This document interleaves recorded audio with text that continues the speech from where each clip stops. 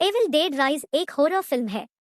2023 में रिलीज हुई यह फिल्म डायरेक्ट है मूल एविल डेड ट्रिलॉजी की अगली कड़ी, लेकिन इसमें एक नई कहानी और एक नया फीचर है। यहाँ पात्रों की कास्ट एक संक्षिप्त पुनर्कथन है फिल्म के बारे में अब तक जो कुछ भी हम जानते हैं। फिल्म एक खौफनाक दृश्य सेट के साथ खुलती है, कॉटेज की विशेषता वाले एकांत वन में, और इस भयानक सेटिंग में घने पत्ते हम तीन दोस्तों जेसिका, कालेब और टेरेसा से मिले।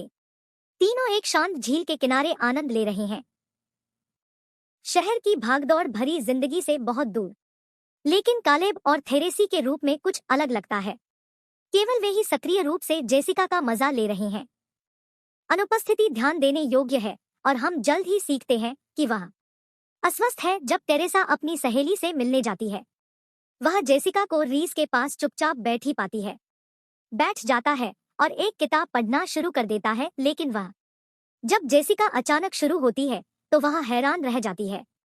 इसे शैतानी लहजे में पढ़कर टेरेसा बुरी तरह डर जाती है, जैसा कि जेसिका के पास हो जाता है और उसे उल्टी होने लगती है। अनियंत्रित रूप से घटनाओं का यह अप्रत्याशित मोड़ दोस्तों को सदमे की स्थिति में छोड़ देता है और एरी फॉरेस्ट अचानक उसे और भी अधिक भयावह महसूस करता है। आंखों का रंग बदल गया था, जिसके बाद वह अचानक अपनी सहेली के बाल फाड़ती है और बाहर जाती है, और उसने अपने दोस्त के सिर को उसके शरीर से फाड़ दिया जिसे उसने मार डाला। उसके दोनों दोस्त, जिसके बाद हम जेसिका को देखते हैं, हवा में उड़ रहा था और उसका दोस्त जो देख रहा था। यह सब अब तक आप नहीं समझ पाए होंगे कि कौन जेसिका थी और इनके साथ ऐसा क्यों हुआ।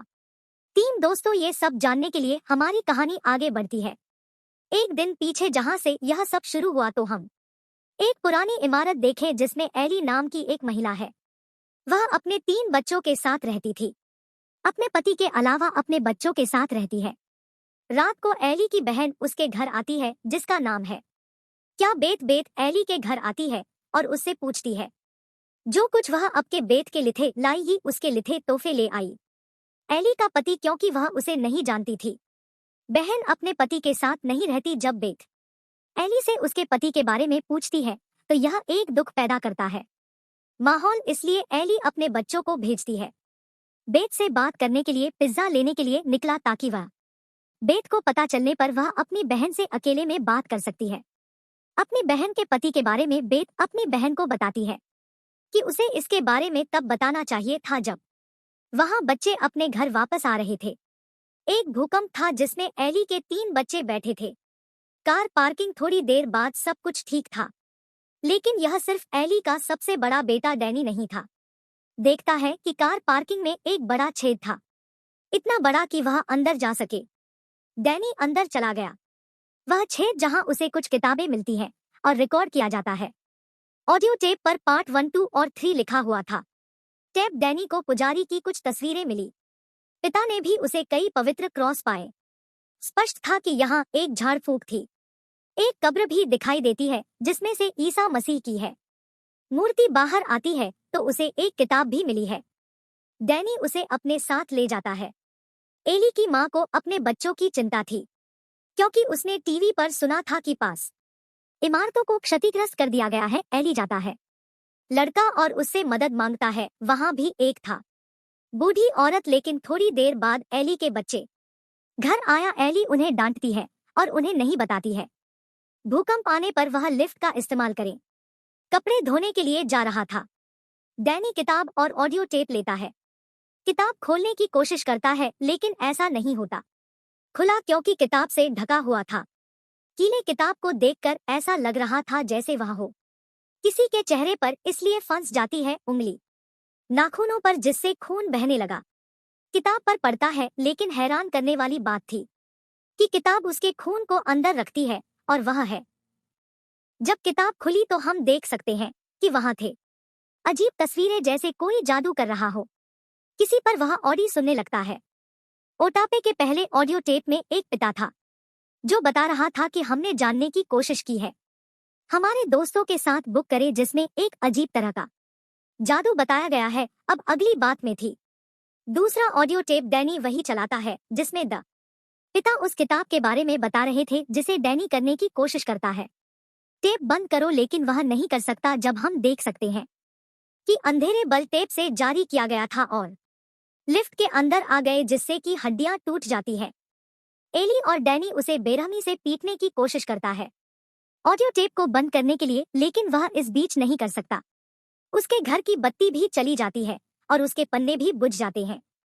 किताब भी अपने आप उस पर पलटने लगी, यानी जो कुछ भी गलत हो रहा था वह केवल उन्हीं में था।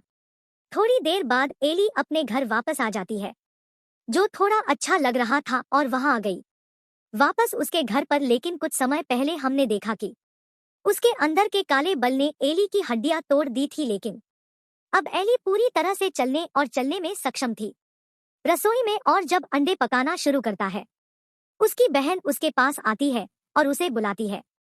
उल्टी होने लगती है और अजीब व्यवहार करने लगता है। जब एली उसके पास आती है तो वह बस यही कहती है कि वह मेरे अंदर है, उसके बाद उसे मेरे बच्चों को नुकसान न पहुंचाने दे। इतना कहकर वह भी मूर्छित होकर गिर पड़ती है। एली की बहन और उसके बच्चे उसे ले जाते हैं अस्पताल, लेकिन हर कोई अंदर जाने से डर रहा था। लिफ्ट और सीढ़ियां भी टूट गई है। श्रृंखला वैसे भी यह सब एक साथ एली को अंदर डालती है। कमरे में अब उसके पड़ोसी का वही लड़का है।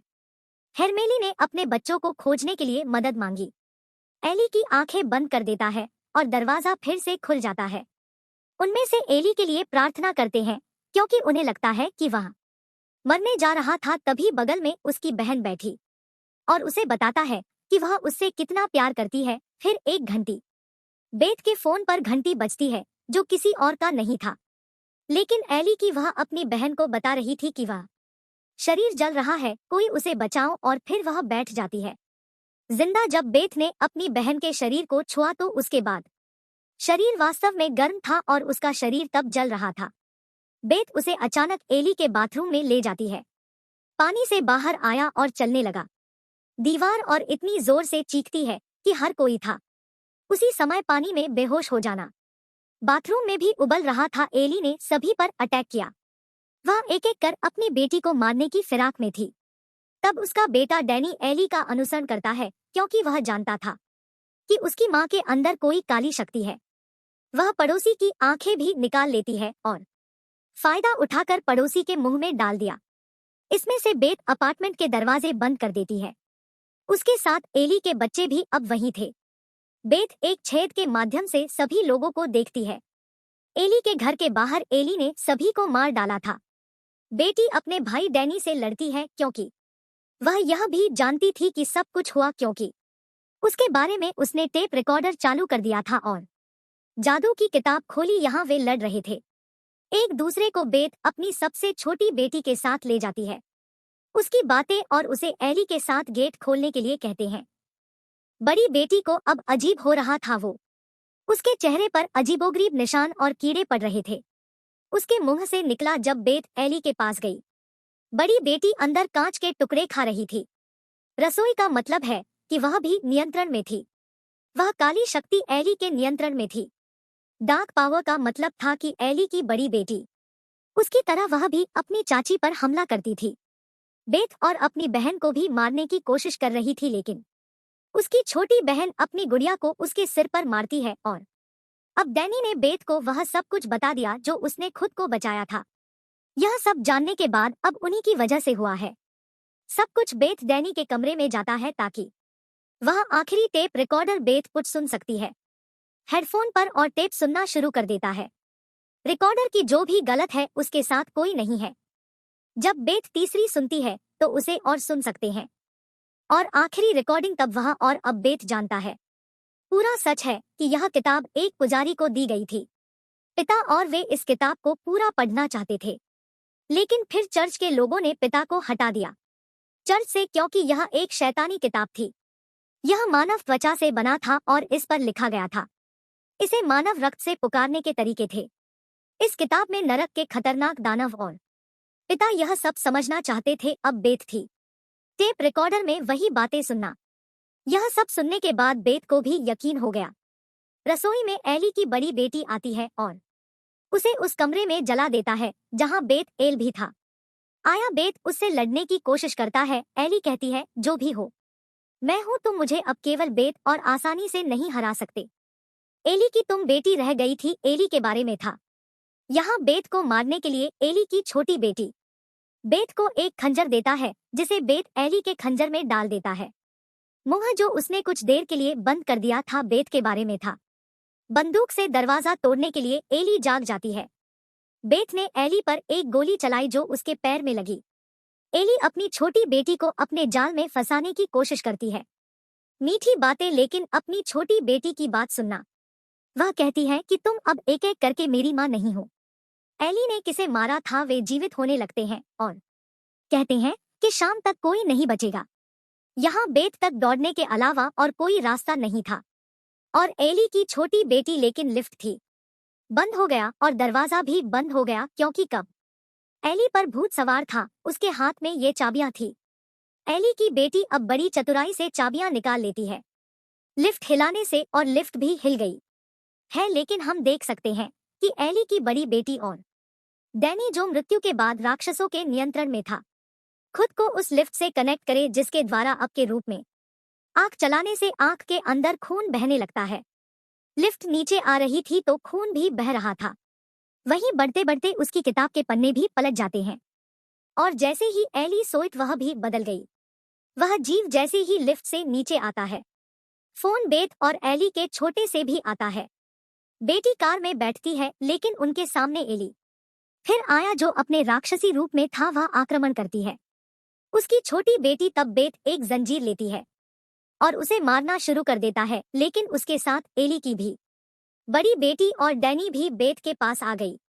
पीसने वाली मशीन में उनमें से 3 और मारता है। उनके लिए यह एक बहुत ही भयानक दृश्य था, लेकिन अलग इससे बेत के पास और कोई रास्ता नहीं था। जिसके बाद बेत एली की छोटी बेटी को लेकर चली गई। यहाँ लेकिन दानव काली शक्ति अभी खत्म नहीं हुई थी। अब अगले दिन एक लड़की का सीन देखते हैं। जेसिका उसी लिफ्ट से नीचे आती है जो इस्तेमाल करती थी एली और जेसिका के नीचे की इमारत में रहने के लिए। वही लड़की थी जिसे हमने शुरुआत में देखा था। कहानी अब जब वह लिफ्ट से नीचे उतरी, बहुत खून देखता है और कॉल करने वाला था। पुलिस दानव जो एली के अंदर था आता है और जेसिका को नियंत्रित करता है। और अब आप समझ गए होंगे जेसिका ने अपने दोस्तों को क्यों मारा, और अभी भी जेसिका के अंदर है दानव। क्या विनाश हो! दानव फैलने वाला था और उसके साथ कोई नहीं जानता। यह फिल्म यहीं समाप्त होती है। देखने के लिए धन्यवाद।